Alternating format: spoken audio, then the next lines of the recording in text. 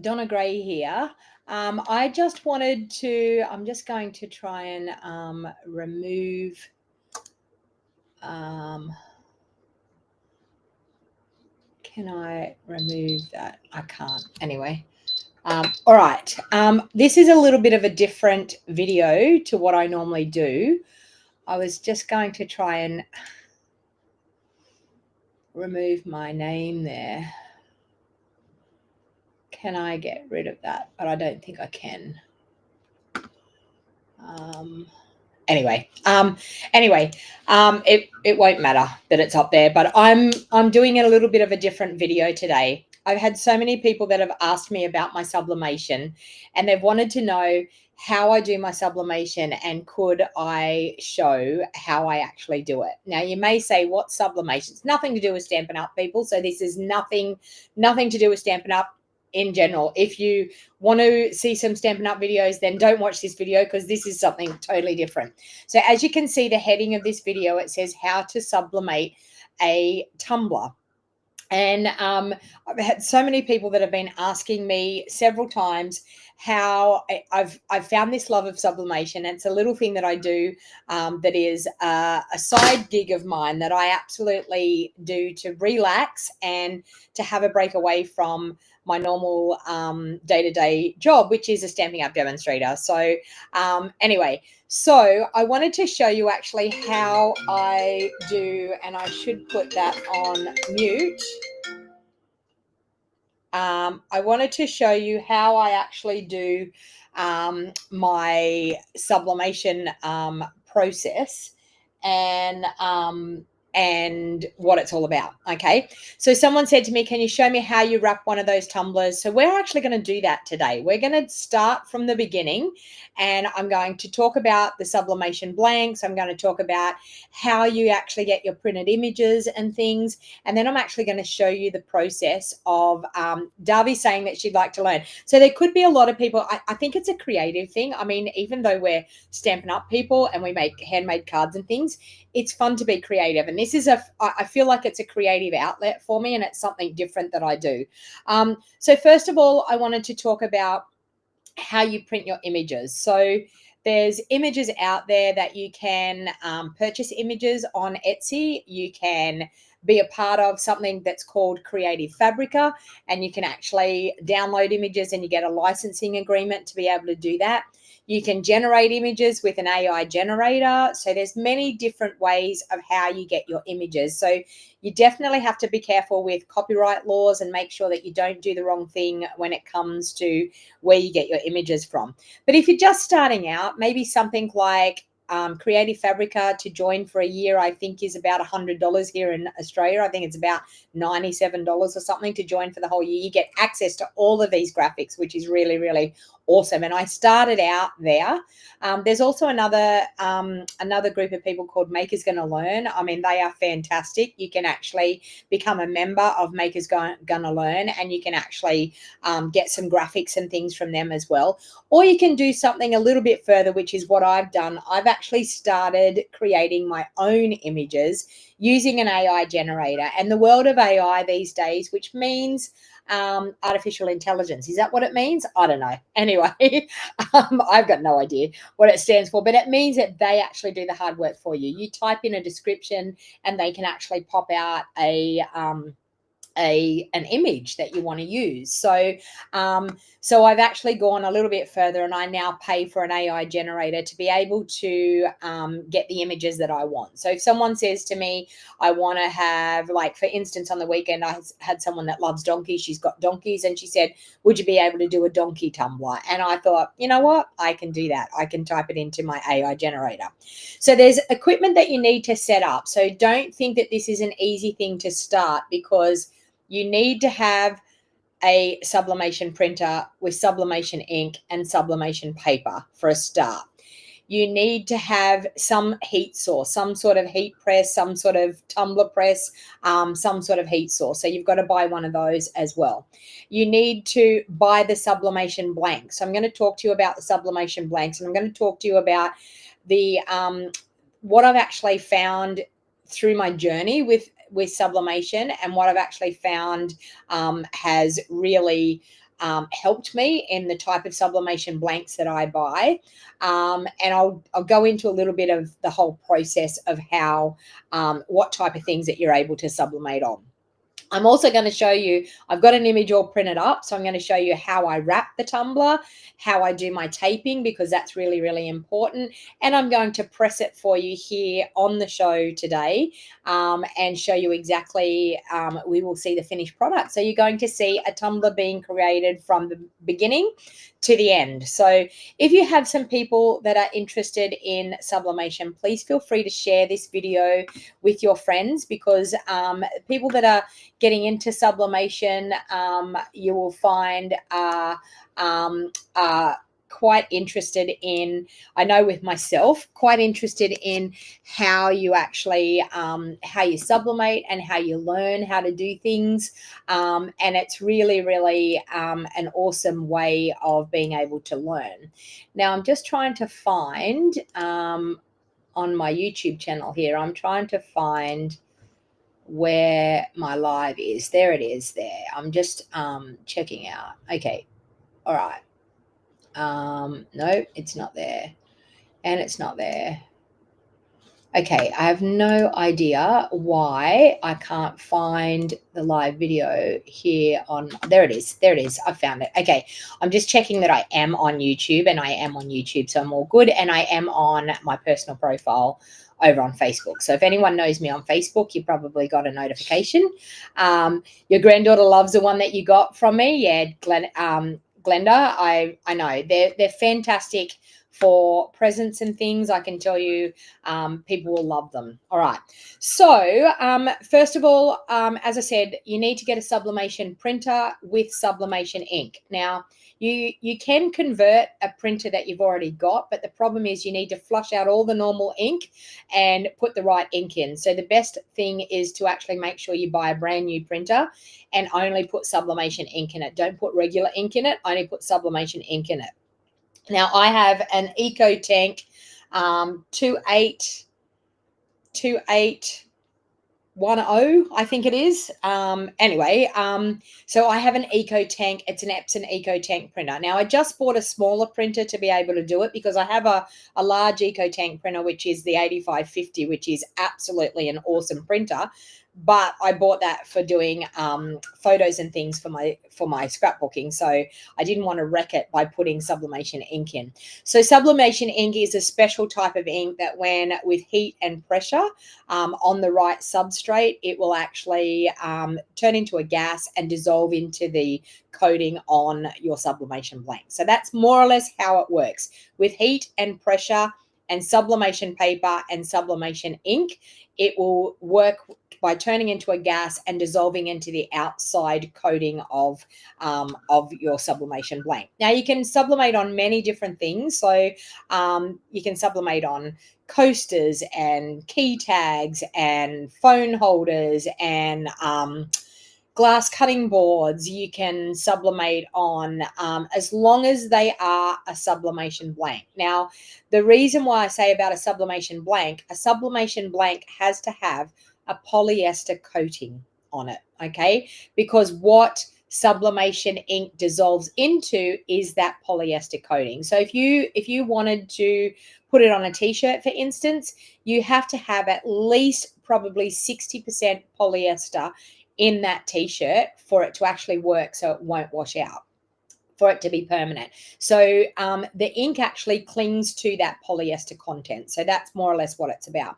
So so depending on what you want to do, the best thing to do is to start purchasing from a sublimation supplier. I did start off by purchasing from eBay and purchasing from Amazon, and I can honestly tell you, if you find a reliable sublimation supplier, you are way better off to go through that sublimation supplier than using places like Amazon and eBay, because Amazon and eBay, the sublimation blanks are of a poorer quality compared to what a proper sublimation supplier would be. Okay, so so that's just my experience and what I've found over the time that I've been doing the sublimation. The blanks that I bought from eBay and Amazon were cheaper, And they weren't a lot cheaper. Like I'm talking about probably about $20 to $30 for a box of 24 cheaper than what they were to buy from a proper sublimation supplier. So I found that a proper sublimation supplier was way better.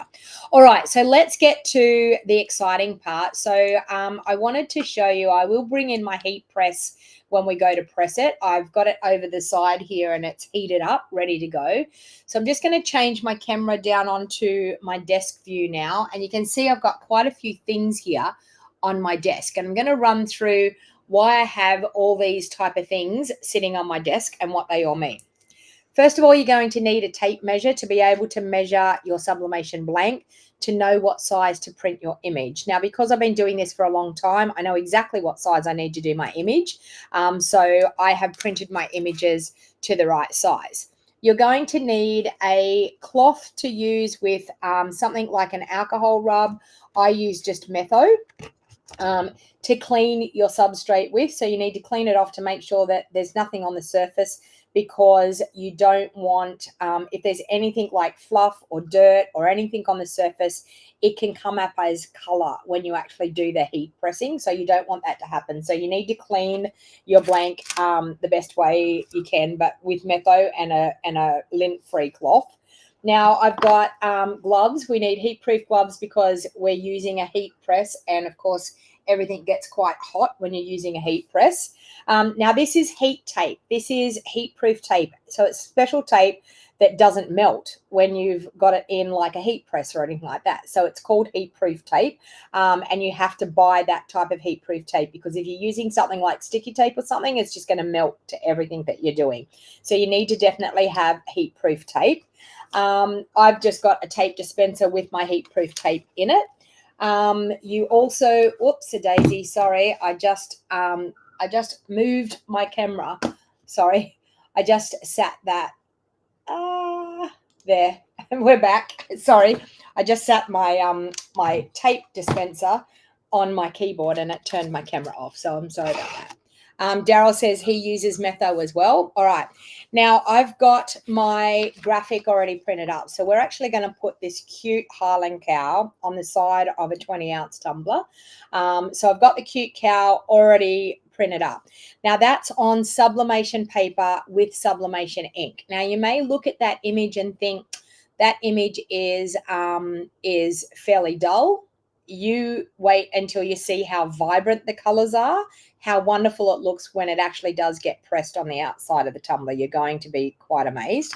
And you need something like either butcher's paper, or I just use typical baking paper. That's what I use. And that's to protect your heat press from making sure that you don't get isopropyl alcohol, so that you don't get any ink on your heat press, because you need to protect your heat press. If anything gets on your heat press, it's going to transfer onto any of your other substrates that you're trying to do.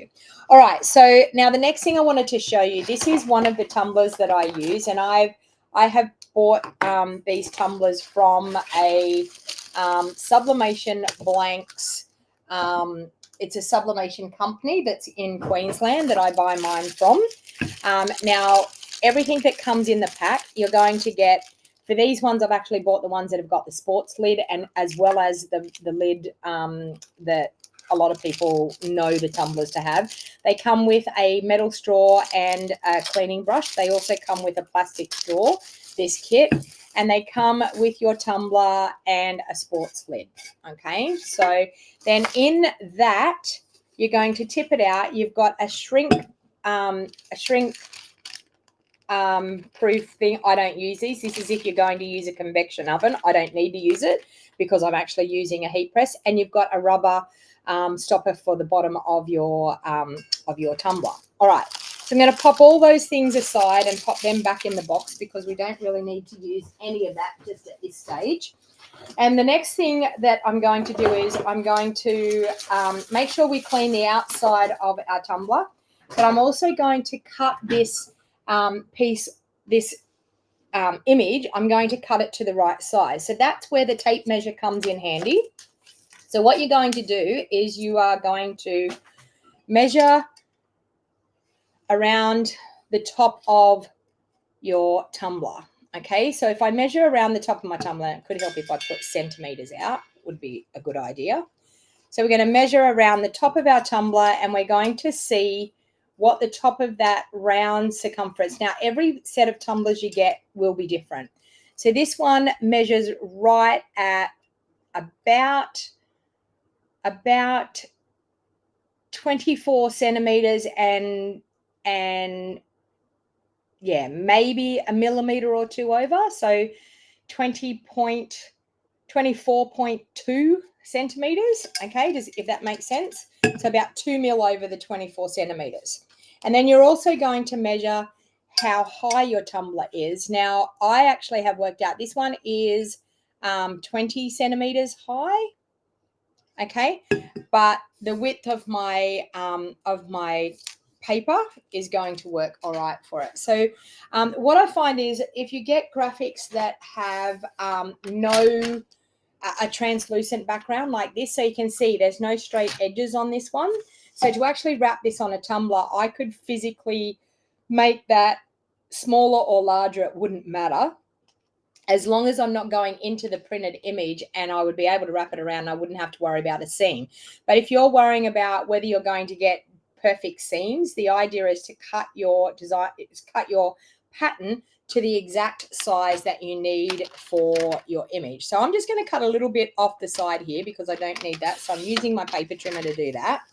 And then I know that if I cut mine at 24 centimeters, it fits pretty well onto my tumbler. So I'm just going to take it to the 24 centimeter mark, and I'm going to cut it at 24 centimeters. Now that's going to wrap around my tumbler pretty well. It's going to be pretty well nearly exactly what I want it to be. And sometimes you could cut it a couple of millimeters bigger just to make sure, and you could trim off a little bit more if you want, but I know that 24 centimeters fits these ones pretty well. All right, so now what I'm going to do is I'm going to take my Metho and I'm going to clean the outside of my tumbler. The reason why I decided to do this video is I'm getting ready to have a pop-up stall tomorrow in the supermarket. So now what I'm going to do, I'm just rubbing the outside with that Metho to make sure that I'm cleaning all the outside. And then with my lint-free cloth, this is a microfiber cloth, which I find works really, really well. You're just going to dry it off. Now I'm using my hand in here. Yes, it is straight, not tapered. When you get to tapered, you have to actually choose the way you cut your image. So if it's tapered, you have to actually taper your image. This one's a straight tumbler, so we don't actually have to taper. All right, so I'm now going to wrap that around my tumbler. So what I do is I grab the tumbler and try not to put my fingers on it, and I'm going to wrap it around the outside of my tumbler. And you can see this meets up pretty well. So you got to make sure that you are wrapping it straight. So you got to make sure that your edges are meeting and that they are definitely straight and the image is straight. Now, when you print your images, if you have anything that has writing on it, you have to mirror your images. Now I'm going to use my heat-proof tape and I'm going to go sideways across that seam. Now you've got to wrap that fairly firm on the outside of your tumbler. Now I've been doing this so often that I'm so used to just wrapping it, and I do my tape sideways. Some people might do them lengthways. I have been doing this now for the last probably 4 months, and I can tell you I get pretty perfect seams. Even if I had a pattern that was going all the way around, my seams are pretty perfect for the simple fact that I'm going sideways. You can't have any air gaps. If you have any air gaps, you will physically the gas will escape and you will get bleeding of your ink. So the main thing is to make sure there's no air gaps. So I'm just going to go all the way up this seam. And I mean, you can probably see there's lots of people that wrap theirs differently. This is just what's been working for me.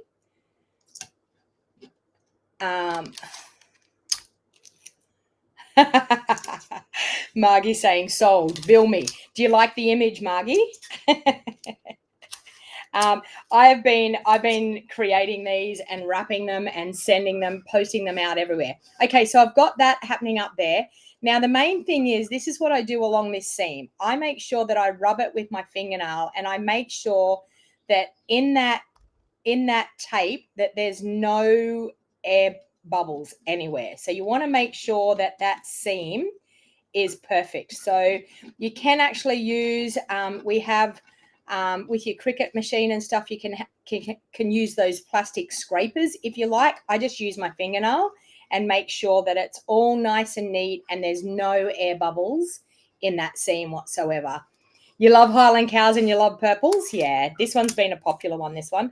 All right, so I'm now going to add an edge all around the bottom of my tumbler, because we have the bottom of the tumbler here. We want to wrap the edge around and we want to seal the edge off. Now, I only do the bottoms of my tumblers like this. I don't actually do the top. I used to wrap the top, and I found that it doesn't make any difference whether you wrap the top or whether you don't. So I now only just wrap the bottom. Now, even when I'm wrapping the bottom, I am physically pressing that tape really, really hard every time I put a bit of tape on, making sure that it's adhered really, really well all the way around. Then what you do is on this top section, the bottom, you just fold it over and make sure that you are sealing off all of the bottom of that tumbler. So just like that. Okay. Now, the top, I don't even worry about. The top, you can see there, I could trim that off a little bit if I want to, but I'm going to show you what I do with the baking paper, and I don't really worry about it. I used to trim them off. Now I've been doing it for so long, I don't even worry about trimming them off. I just tuck the baking paper in and it works. So mainly you can actually roll that on your desk and make sure that you've got all of that, that there's no air bubbles anywhere there. But I can tell you, I've been doing it that long that it will be awesome. All right. The next thing that you do is you take your baker's paper. Now, this could be butcher's paper that you use. I'm just going to wrap the tumbler. So I'm going to protect my heat press. Okay. So I'm just going to wrap that tumbler. And I like to do this fairly firm as well. So I like to start with the tumbler, and I like to pull that paper really nice and tight, and I like to wrap it as tight as I can possibly get it with that baking paper as well. Okay. So, and then I'm just going to put one bit of tape on there. Then at the top where we've got the open part, I just tuck that in. Okay. And then at the bottom, I then wrap that over, and I just put one bit of tape going long ways over the top of that, just to tape that down to keep it in place. Now that's ready to go into my heat press. So let's move everything out of the way and let's bring the heat press in, and I'll show you exactly, and I hope I don't burn myself when I'm trying to move the heat press in. I'm going to bring my heat press across. Okay, so this is my heat press machine that I use. Now, this heat press machine will take up to 30-ounce tumblers. I can do 30-ounce tumblers, and I can do them long. I can do coffee mugs. I can do so many different things in this heat press. Now, what I do with this is, where my taping is, I put that towards the front of me, and I slide my tumbler in. This is already at the right firmness. I'm going to close that, and I'm going to cook it. Now, what I do is, this is 190 seconds. This is what I've got from the manufacturer. You need to find out from the manufacturer exactly what the timing is and what the temperature is. So I'm doing it at 190 degrees, and I'm doing it for 60 seconds. I'm then actually going to get my glove on. Now, it's really important how I have done that seam. I will show you the reason why. You can see here that the heat press, actually you probably can't see because of the, let me tilt it up a little bit. Can you see there that there's a bit of a gap? Okay, so that means that in that gap, it's actually not getting heated in that gap. Okay. So, so what I actually will do is I will, once this has processed for the 60 seconds, I'm going to turn it and rotate it, and I'm going to cook it again for another 60 seconds. And I found that that timing has worked really, really well with these tumblers that I have. But you need to look at the, and there's that one. So let's open it up. Now I'm just going to rotate it, and I'm going to put the seam towards the back of the tumbler, close it back up, and I'm going to hit it again for another 60 seconds. Now, this 60 seconds is it. Once I've done this, it's just a case of letting it cool down and actually unwrapping it. So the actual tumbler itself and the printing, the biggest time that is taken is really to print it and wrap it. But as far as using the heat press, it's really, really quick. And within 2 minutes, you actually have an image on the outside of the tumbler. So, and the reason, someone said to me the other day when I showed them the ones that I was doing, they said, oh, can you please show me how the whole process of what you're doing? That's why I'm on here today, just showing you the whole process of what I've been doing. Darby saying that she would like to learn. So, you know, I mean, there's probably some of you out there that are out of the crafters that have been thinking. Some people think, and there we go, we are finished. And I'm going to open it up. I'm going to turn my heat press off. I'm going to pull that out. I have nowhere to sit it, so I'm just going to hopefully slide that off my desk over to the side. Okay. Now, it doesn't take long for these tumblers to actually cool off. So, I mean, for safety purposes, you are better off to let it cool off. But as I said, because they're metal tumblers, they actually don't take long to cool off. The ones that take, I'm going to sit it just over there, and I'll pop the camera back up onto me and talk for a bit while that cools off. The ones that actually take the longest to cool off are the ceramic mugs. So I'll talk to you about the mugs as well while that's cooling off. I'll talk to you about the type of mugs that I use and what I've been doing with the mugs. So this is another sublimation blank. So these are the mugs that I've been using. And what you do is you physically wrap your image around the outside of the mug. You also put your baker's paper around to protect your heat press. And you can actually pop an image on there too. So you can actually put people's photos. You can actually personalize. I use Canva a lot to be able to drag my images in and to personalize the way I design them. So I do a lot of things in Canva. As I said, I do have an AI generator, so I've been generating a lot of my own images and things, which has been really, really fantastic. But these take a lot longer to actually heat press. They take a lot longer for them to cool off as well. So for these, it's actually 200, I mean, this is on the manufacturers, it's actually 210 degrees for 210 seconds. So it takes a lot longer. It's only 60 seconds for the tumblers, but for the ceramic, it's a lot longer as well. I've done coasters, I've done mouse mats, I've done what else? Stubby holders. There's many different things that you can sublimate on. But the one thing with sublimation is you have to have a light substrate to be able to sublimate on.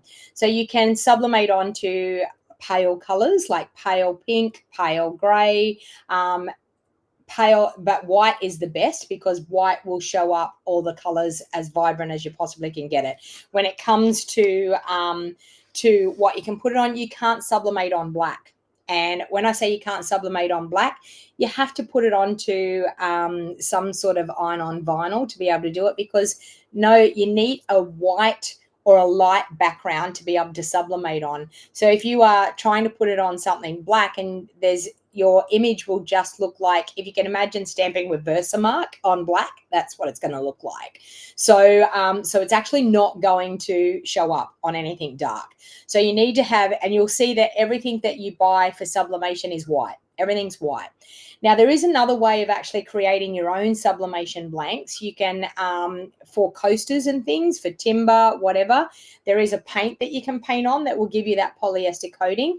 There is also, you can use laminating sheets and laminate on a coaster first. So if you've got a wooden coaster, you can paint it white, or you can have a light timber coaster if you like, and you can put a laminating sheet over the top and stick the laminating sheet to the coaster.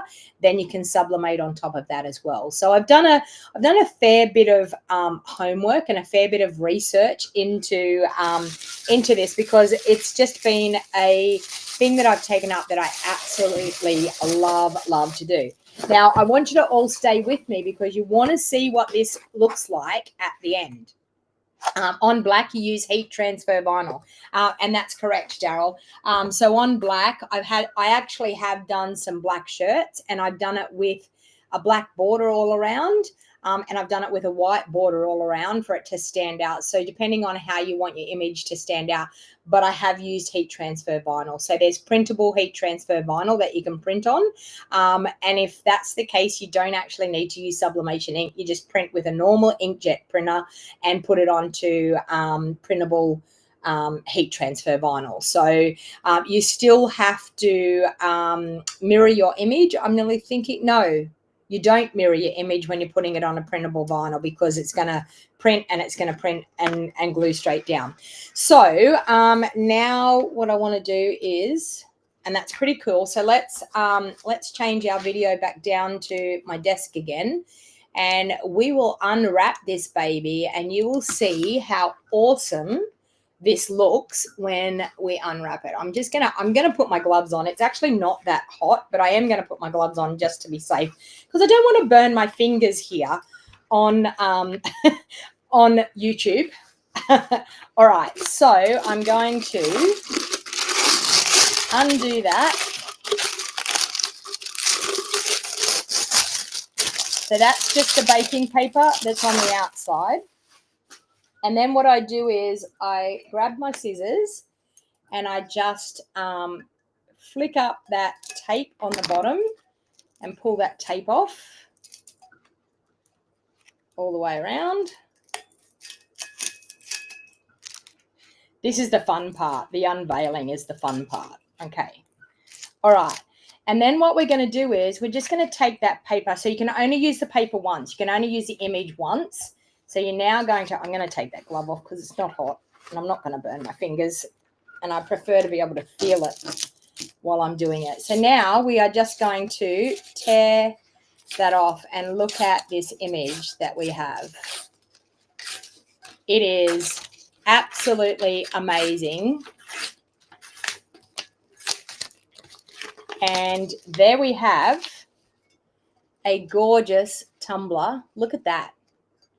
A gorgeous tumbler with our beautiful Highland cow on it. So now what we will do is we will just take our base that we stick on it, which is there. I'll pop my lid on it. Okay, so now with that round rubber base, we are just going to pop that on the bottom there. And you've got a round rubber base on it. And there is your tumbler complete.